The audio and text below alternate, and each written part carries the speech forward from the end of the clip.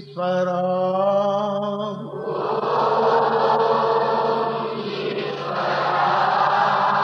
குருதேவா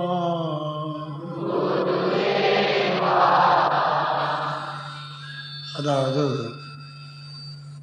தியானத்துக்கு வந்தவங்க முதல்ல உங்களை தெரிஞ்சுக்கணும்.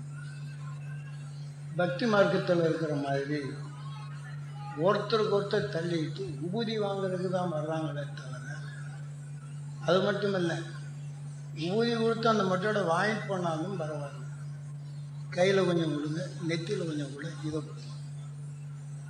இத்தனை லட்சம் பேருக்கு நான் ஒரு 10,000 பேருக்கு நான் கொடுக்கணும், என் உடம்பு என்ன ஆகுன்னு தெரிஞ்சுக்கணும். இது சாதாரண நாள் அல்ல. நம்ம குரு பூஜைக்கு வந்தோம். இந்த குரு பூஜைன்னா என்னன்னாவது நம்ம தெரிஞ்சுக்கணும்.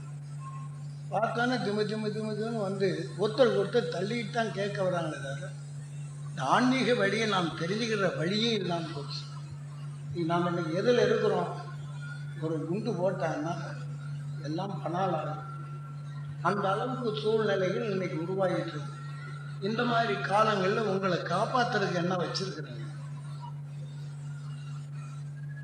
இன்னைக்கு நாளுக்கு நாள் யுத்த மேகங்கள் கூடிக்கொண்டே போகுது.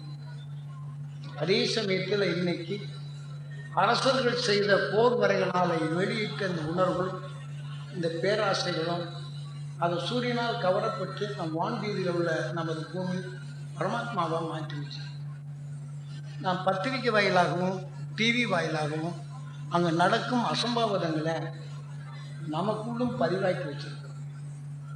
ரேடியோ டிவி அலைகளை எப்படி பதிவு செய்து எந்த அலைவரிசையில் வைத்தால் இந்த காத்துலேருந்து எடுத்து கொடுக்குது அப்படின்னு நம்ம தெரிஞ்சு வரும்.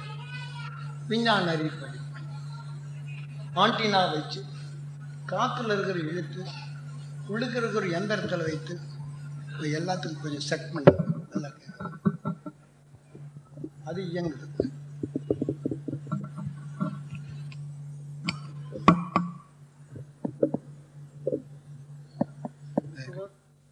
சந்தித்து பேசுகிறோம். நன்மை என்ற நிலையில் வரும்போது நமக்குள்ள அது பதிவாகும். ஆகவே இந்த பதிவானதை நன்மை செய்கிறான் எல்லாம் அமெரிக்காவில் இருந்தாலும் கூட அங்கே விற்கலாவது தெரிந்து கொள்ள முடியும். அதே சமயத்தில் நண்பர்களாக இருக்கிறோம், ஒருத்தருக்கு ஒருத்தர் பகைமையாகும். பகைமையாகும்போது எனக்கு துரோகம் செய்தான் பாவின்னு சொன்னால் இங்கே நாம் என்றோம். ஆனால் அதே சமயத்தில் அவன் சாப்பிட்டுக்கிட்டு இருக்கும்போது புற ஓடுது. வாகனம் ஓட்டிகிட்டு இருக்க போகும்போது இந்த மாதிரி என்ன ஆக்சிடெண்ட் ஆகுது. ஒரு தொழிலில் இருக்கப்படும் போது அந்த இதே மாதிரி என்ன நேரத்தில் வரும்போது ஒரு எந்திரங்களை வேலை செய்கிறாங்க, தெரியாமல் ஆக்சிடெண்ட் ஆகுது. அவங்கள அறியாமலே ஆக்சிடெண்ட் ஆகுது. ஆக மொத்தம் அவங்க மட்டும் ஆக்சிடெண்ட் ஆகிறதில்ல, எனக்கு இப்படி செய்தான் எண்ணும்போது இங்கேயும் தன் உணர்வுகள் மாறுது. அதை மாறிட்டு நாம் ரோட்டில் போனோம்னா மேடு பள்ளம் தெரியாமல் கீழே விழுந்து நாம் தவிக்கிறோம். அதே சமயத்தில் இங்கே நாம் அவங்க எப்படி எந்திரத்தில் இயக்க ஆக்சிடெண்ட் ஆகுதோ இதே மாதிரி நாம் எந்திரத்தை இயக்கும்போது இயங்கிட்டு இருக்கும்போது மாதிரி எண்ணிட்டு போனால் அங்கே நாமும் நம்மளை அறியாமல் இயக்கி விடுவோம். இதெல்லாம் இங்கே இருக்குது. நாம் ஒருவருக்கொருவர் நம்முடைய பதிவுகளில் இருக்கு. காரணம் நம்முடைய யாராவது தயவு செய்து சப்தங்கள் போடுறதோ மற்றவங்களை அமைதிக்காக்க இது பண்ணுங்க. சத்தம் போட்டு அடக்க வேண்டாம், வாய் அமைதி கொண்டு அமைதியாகணும்னு சொல்லி பழகும்.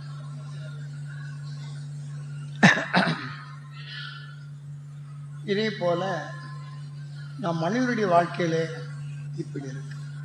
அதே சமயத்தில் இதே மாதிரி ஒருவருக்கொருவர் நாம் எண்ணும்போது இந்த விபத்துகள் ஏற்படும். நாம் குழந்தை மேலே பாசமாக இருக்கிறோம், நம்ம சரியாக படிக்கலை அப்படின்னு மனசில் பதிவாக்கி அவனை படிக்க வேணும்னு ஆசைப்படுறோம். ஆனால் அந்த ஆசை நிமித்தம் நாம் எண்ணியது நடக்கலைன்னா வேதனைப்படுறோம். அப்போ வேதனைப்படும்போது இப்படி இருக்கிறானே என்று அந்த வேதனை உணர்வுகள் அவர்கள் எடுக்கப்படும் போது அந்த குழந்தை மீண்டும் மீண்டும் ஞாபக சக்தி இழக்க செய்யும். படிக்கும் ஞானமும் கெட்டு போகும். நாம் நினைக்கிறோம் பாசத்தால் என்று. அவனுக்கு அந்த நேரத்தில் நாம் எப்படி எண்ணணும், அதற்குண்டான வலு என்ன இருக்குது அப்படின்னு எண்ணணும். ஒரு பாலில் பாதாமியை போட்டால் நல்லா தான் இருக்குது, சத்தாகவும் இருக்குது. ஆனால் அதில் ஒரு துளி விஷம் பட்டால் எப்படி இருக்கும்? அது சாப்பிடக்கூடிய நிலைகள் மயக்கம் அடையுது, சிந்தனை இழக்க வேண்டி வருது. இதே போல் குழந்தை மேலேயோ மற்ற குடும்பத்து மேலேயோ பாசமாக இருக்கலாம். தான் எண்ணியது நடக்கலை, வேதனை என்ற உணர்வு வரும். அந்த வேதனைப்பட்டாலோ நம்முடைய சிந்தனை குறையுது. நம்ம அறியாமலே ஒரு சொல் தடுமாற்றமாக வந்து விடுது. அல்லது இப்படி பண்ணானே உருப்பிடுவானா என்று எந்த பாசமாக செய்தோமோ அவனை ஏச வேண்டிய நிலை வருது. இந்த மாதிரி நாம் எண்ணி பதிவு செய்யிட்டோம். ஒரு சங்கடம் வந்துடுச்சு, அதே சமயத்தில் பையனை நினச்சி அல்லது குழந்தைய நினச்சி இப்படி பண்ணிக்கிட்டு இருக்கிறாங்கன்னு நினச்சா ரோட்டில் நடந்துட்டு போகும்போதோ நீங்கள் இந்த மாதிரி எண்ணங்கன்னா அங்கே ஆக்சிடென்ட் நிச்சயமாகும். காரணம் நம்முடைய உணர்வு அங்கே இருக்குது, சிந்தனை குறைச்சி போடும்.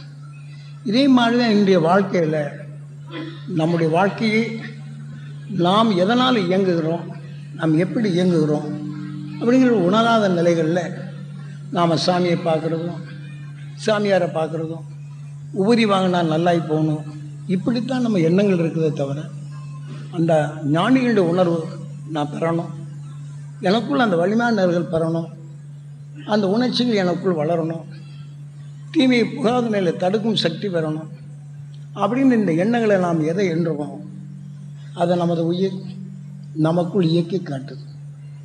நாம் ஒரு நெருப்பில் ஒரு பொருளை போடுறோம் அப்படின்னா எந்த பொருளை போடுறோமோ அந்த மனத்தை வெளிப்படுத்து. நம்ம உயிர் நெருப்புக்கு சமம்.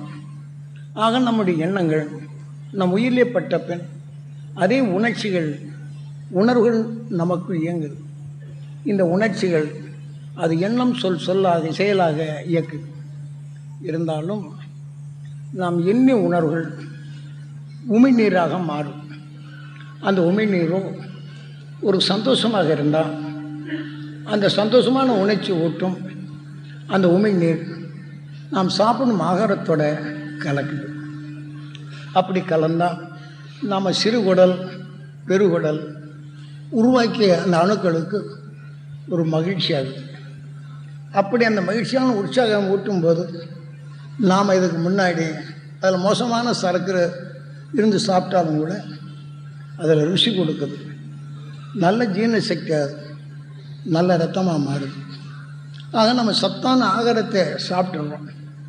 சாப்பிட்டு நம்மளுக்கு அவன் அப்படி பேசினான் இப்படி பேசினான் அப்படின்னு நம்ம சந்தர்ப்பத்தில் ஏற்கனவே நமக்குள் பதிவு செய்த எண்ணங்களை எண்ணும்போது அந்த வேதனை என்ற உணர்வை நாம் நுகர நேருது.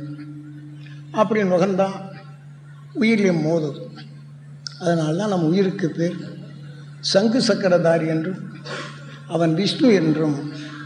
நமது உயிர் நம் உடலில் எப்படி இயங்குது என்று நாம் தெரிந்து கொள்வது தான் உருவம் அமைத்து அறுவை செயலை காட்டி நம்மை அறிந்து நாம் நுகர்ந்தது நம்மை எப்படி இயக்குது, அதிலிருந்து நாம் எப்படி தப்புவது என்ற நிலைக்கு வரணும்.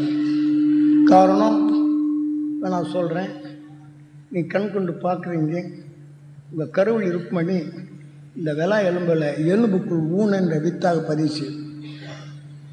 இந்த பதிவு செய்யும்போது சாமி சொல்கிறத நாம் கேட்கணும், அதன் வழி நடக்கணும், அதை நாம் பெறணும். இந்த ஆசைப்படும்.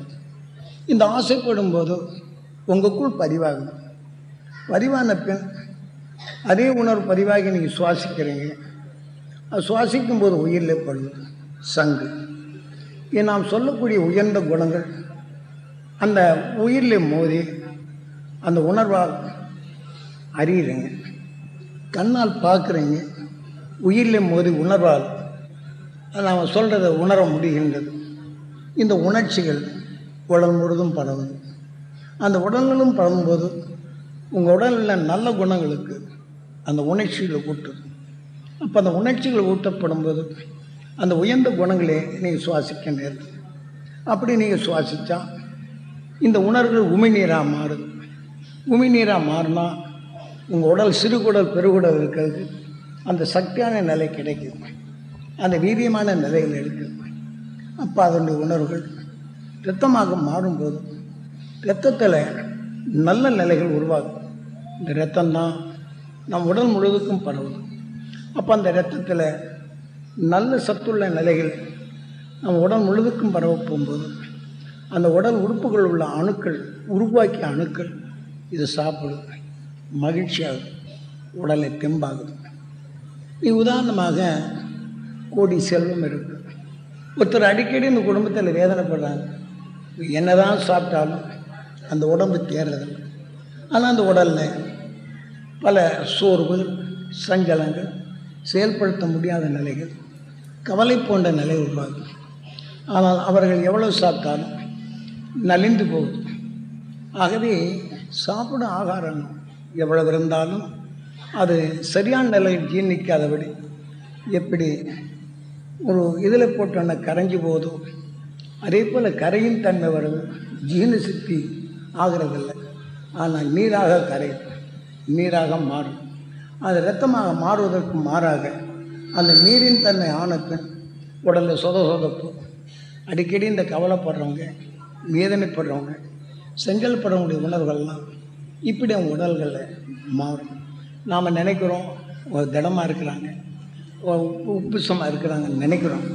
இதுகளெல்லாம் நம்ம எடுத்துக்கொண்ட உணர்வுக்கப்போ நம் உடல் இரத்தமாக மாறுவதற்கு மாறாக நீரின் சக்தி அதிகமாகி ஆக நம்ம உடல் உள்ள உறுப்புகளில் அந்த நீரை உற்பத்தி பண்ணும் அந்த அணுக்கள் அதிகமாக உருவாகும். ஆக இதே போல் இரத்தமாக மாற்றுவதற்கு மாறாக அந்த நீர்கள் உற்பத்தியாகி உடல் உறுப்புகள் கெழுவதோடு மட்டுமல்ல, அதனால் நாம் ஒரு செயல்படுத்த முடிகிறதில்லை, தேடி செல்வத்தையும் பாதுகாக்க முடிகிறதில்லை. இதெல்லாம் எங்கேருந்து வருது? நாம் பிறருடைய கவலையான, சஞ்சலமான, சங்கடமான உணர்வுகளை கேட்கும்போது இந்த மாதிரி ஒரு சூழ்நிலை உருவாகுது. அதே சமயத்தில் நம் வாழ்க்கையில் பிறர்படும் கோபம், பிறர்படும் குரோதங்கள், பிறர்படும் சங்கடங்கள் நமக்கு அவங்க செய்ய வேண்டாம். அவங்க செயலை பார்த்தாலே நாம் நுகர்ந்து அறிந்து தப்பு செய்கிறோம், கோபிக்கிறோம், வேதனைப்படுறோம் அப்படின்னு நாம் தெரிஞ்சுக்கிறோம். ஆனால் அவர்கள் செய்யக்கூடிய உணர்வுகள் நம் கருவுடை ருக்மணி நம் வெள்ளா எலும்புகளில் பதிவாக்கிறது. இது பதிவானப்போ இங்கே என்ன செய்யும்? இந்த குருத்து எலும்பு இருக்குது, அது படபடன்னு எழுக்கும். அவங்க பேசுகிறத வெளியே வந்தப்போ நமது ஆன்மாவை மாற்றும். இந்த ஆன்மா மாற்றினோடனே நம்முடைய சுவாசப்பைக்கு நேராக வருது. அது எடுத்துக்கொண்ட உணர்வு வந்தப்போ உயிரையும் மோதி அப்போது அவன் சொன்னது உணர்வால் அறிகிறோம். உணர்ச்சியால் நம்ம செயல்களை எண்ணம் பதில் சொல்கிறதும் அவனுடைய செயலுக்கும் போகிறோம். இப்போது ஒருவன் தப்பு செய்கிறான், நம்ம தெரிஞ்சுக்கிறோம்.